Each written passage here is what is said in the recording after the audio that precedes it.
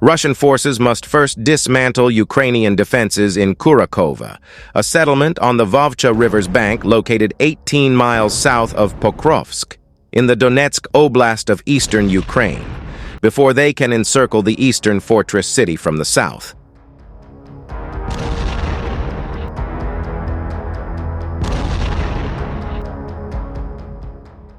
The Ukrainian Army's 33rd Mechanized Brigade and its German-made Leopard 2A4 tanks stand in their way.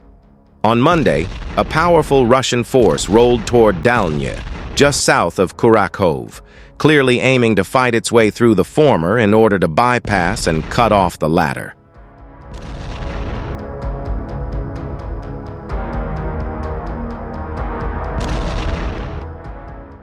Well-aimed cannon fire from the 61-ton, four-person Leopard 2A4s, 31 of which equipped the 33rd Mechanized Brigade's tank battalion, put a quick stop to the Russian assault.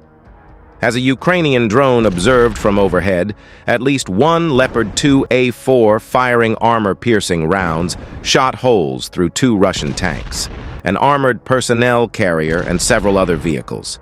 Ukrainian drones chased after the survivors. Effective work just blows the heads off the enemies, the 33rd Mechanized Brigade crowed.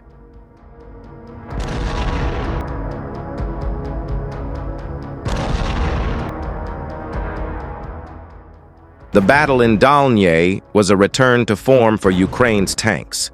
The proliferation of explosive drones has changed how tankers fight on both sides of Russia's wider war on Ukraine. Enemy and friendly drones crisscross the airspace, hunting for valuable targets like heavy armor and artillery.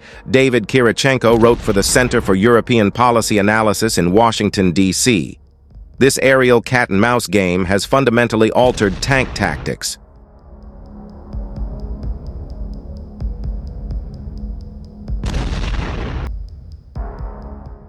Today, it's common for Russian and Ukrainian tanks to hide in tree lines, emerging only to fire a few cannon rounds at targets miles away or, less often, to lead some desperate assault like the Russians' attack on Dalnje.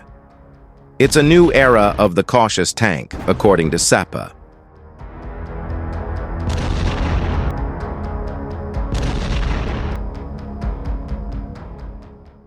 The 33rd Mechanized Brigade's up-armored Leopard 2A4s were anything but cautious on Monday. They fought close and won. It helped the Ukrainian tankers that the Russian column was led by two Turtle tanks, fitted with bulky anti-drone armor that obscures the crew's visibility and also prevents the tank's turrets from rotating.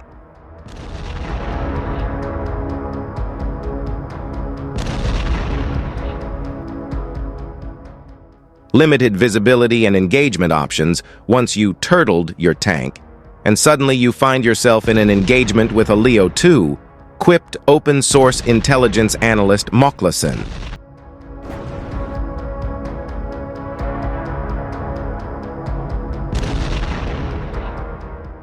The Russians have redoubled their offensive toward Pokrovsk, while also launching a counteroffensive against the Ukrainian-held salient in western Russia's Kursk Oblast. U.S. President-elect Donald Trump has pledged to end the war in Ukraine potentially by leaning on Russia and Ukraine to agree to a ceasefire along the current front line.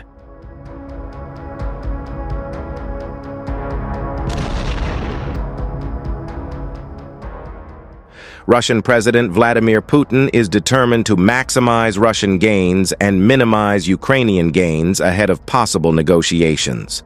The pace of Russian attacks has doubled or tripled in Kursk in recent days. There's been an uptick in attacks around Kurakhove, too.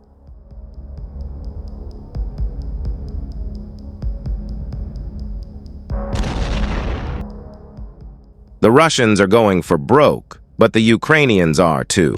Anyone who thinks Ukrainians will simply give up hasn't been paying attention, mused Tatarigami, the founder of the Ukrainian Frontelligence Insight Analysis Group.